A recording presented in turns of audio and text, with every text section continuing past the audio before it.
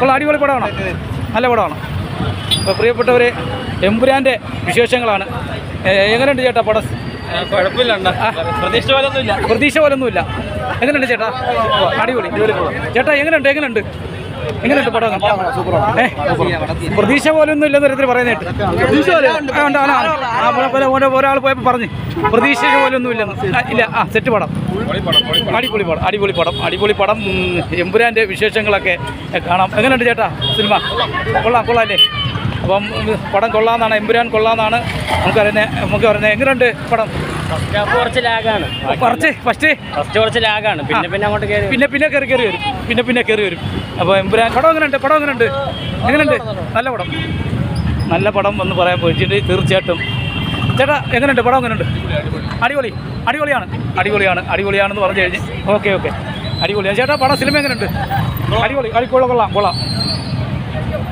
എങ്ങനെയുണ്ട് cinema? Direction കൊള്ളാം. പടം ഓക്കെ, ഡയറക്ഷൻ കൊള്ളാമെന്നാണ് പറയുന്നത്. ചേട്ടാ എങ്ങനെയുണ്ട് സിനിമ? അടിപൊളിയാന്ന് പറഞ്ഞ്.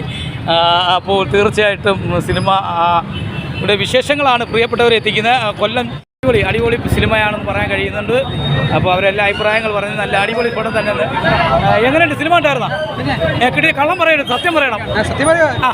കൊള്ളാമോ? പടം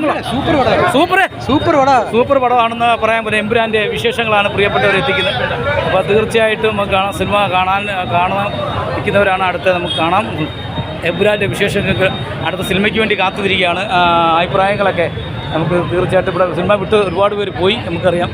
സിനിമ കണ്ടവരൊക്കെ പലവരും കാണും. തീർച്ചയായിട്ടും നമുക്ക് ഇപ്പോൾ ദൃശ്യങ്ങളിൽ കാണുന്ന പോലെ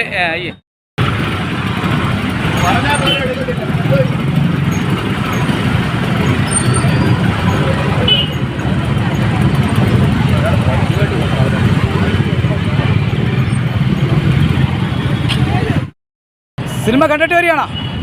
എങ്ങനെയുണ്ട്? കൊള്ളാമോ? അടിപൊളി സിനിമ. അവസാനം എന്താ പോരാക്കുറവുണ്ടെന്ന് പറയും ചിലവരൊക്കെ പറയുന്നത്. അങ്ങനെ ഉണ്ടോ?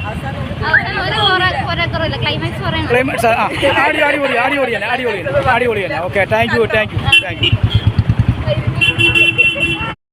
അടുത്ത ഷോ, മൂന്നാമത്തെ ഷോ ഇന്ന് തുടങ്ങി. ഇന്ന് 27 മൂന്നാമത്തെ ഷോ തുടങ്ങാനുള്ള ആരംഭമാണ്. അപ്പോൾ പറയത്തൊക്കെ എല്ലാവരും പിന്നെ ഓൺലൈൻ വഴി ബുക്കിംഗ് ചെയ്തിരിക്കുകയാണ്.